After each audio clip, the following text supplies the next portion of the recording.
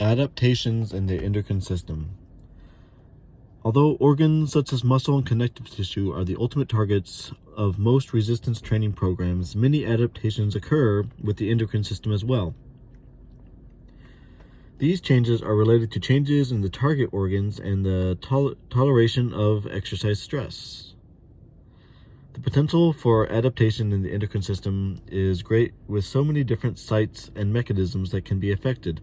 Following are examples of the potential types of adaptation that are possible: amount of synthesis and storage of hormones, transport of hormones via binding proteins, time needed for the clearance of hormones through the liver and other tissues, amount of hormonal degradation that takes place over a given period of time, how much blood to tissue fluid shift occurs with exercise stress, how tightly the hormone binds to its receptor affinity, which is an uncommon response to exercise training, how many receptors are in the tissue, the magnitude of the signal sent to the cell's nucleus by the hormone receptor complex or secondary messenger, the degree of interaction with the cell nucleus, which dictates how much muscle protein to produce.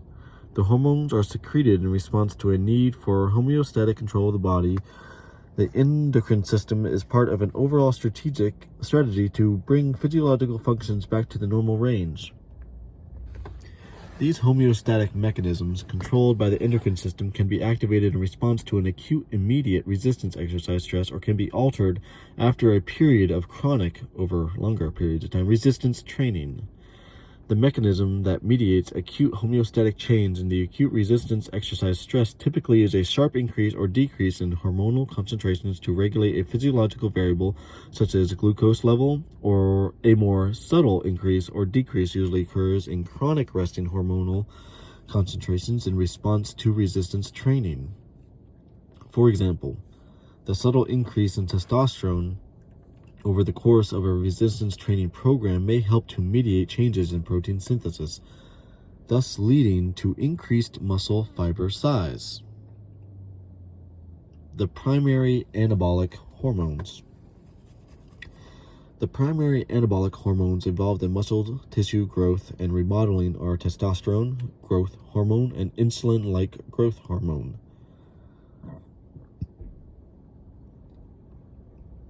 Insulin-like growth factors, IGFs, which are discussed here, as well as insulin and thyroid hormones, which are examined in the greater detail in other sources. Testosterone. Testosterone is the primary hormone that interacts with the skeletal muscle tissue. Dehydrotestosterone is the primary androgen that interacts with the sex-linked tissues, prostate in men, and both have very different enzymes which mediate the specific tissue response. Although testosterone impacts both men and women, there are differences in the magnitude of response, and these are clarified through this section. Figure 6.8 shows the different processes involved in the biosynthesis of testosterone. Circulating testosterone was proposed as a physiological marker for both men and women to elevate the anabolic status of the body. The hormonal control of testosterone release has been reviewed in detail. The direct effects of testosterone on skeletal muscle growth are probably best gleaned from the experience with anabolic steroids. However, testosterone effects are not as dramatic in culture as those of IGF-I. Testosterone has both direct and indirect effects on muscle tissue. It can produce growth hormone response in the pituitary, which can affect the protein synthesis in muscles. The potential interactions with other hormones demonstrate the highly interdependent nature of the neuroendocrine immune system in influencing the strength and size of skeletal muscle. The effects of testosterone on the development of strength and muscle size are also related to the influence of testosterone on the nervous system. For example, testosterone can interact with receptors on neurons, increase the amount of neurotransmitter, and influence the structural protein changes. Each of these interactions can enhance the force production potential and mass of the muscles it innervates. Finally, testosterone can interact with skeletal muscle itself.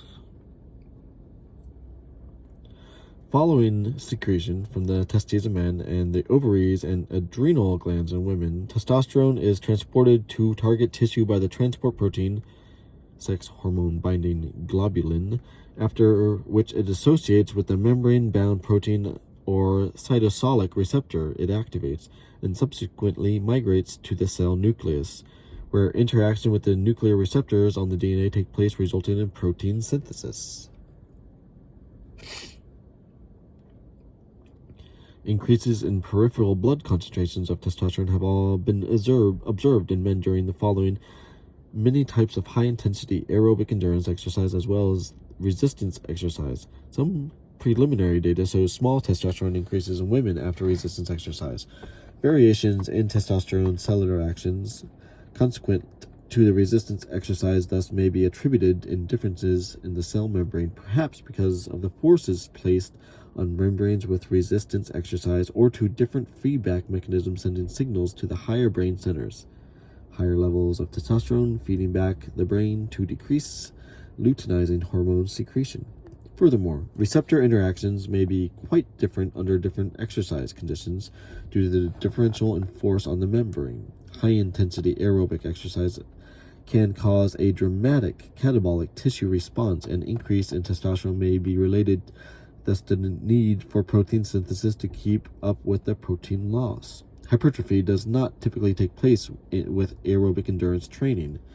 In fact, oxidative stress may actually promote a decrease in muscle fiber size in order to optimize oxygen transport into the cell.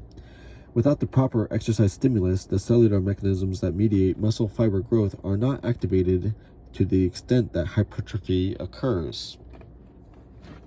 In boys and younger men, less than 18 years of age, several factors appear to influence acute serum testosterone concentrations and may affect whether significant increases occur during or following exercise.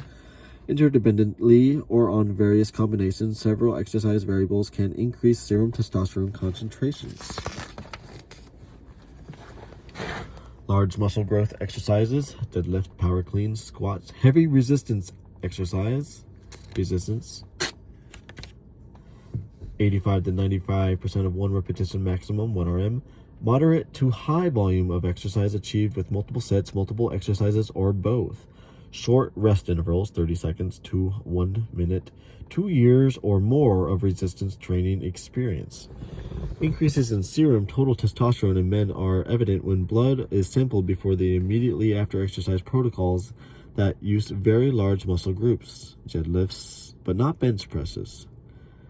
When blood is sampled 4 hours or more after exercise and not immediately following it, if other factors such as diurnal variations, normal functions and hormone levels throughout the day, or a recovery phenomena can occur, the magnitude or direction of the acute stress response. Additionally, possible rebounds or decreases in testosterone blood values over time may reflect augmentation or depression of diurnal variations, making interpretation of late blood samples yet more difficult.